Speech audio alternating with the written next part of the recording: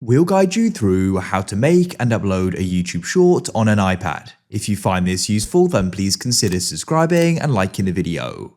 A short is a specific type of video on YouTube. Essentially, it will go and show up in the short section on YouTube.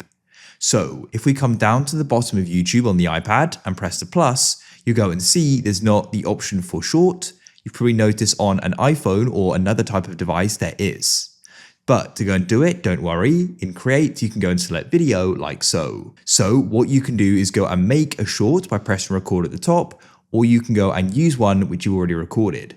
It's important to note though, the YouTube short needs to be in the vertical 9:16 format, and also it needs to be less than 60 seconds. So you can go and have one recorded on your iPad, edit it in a video editor like CapCut, or we can go and record one now. I've just gone and recorded it. The editing functions are limited. You can go and trim it at the bottom and go and add some different effects if you want.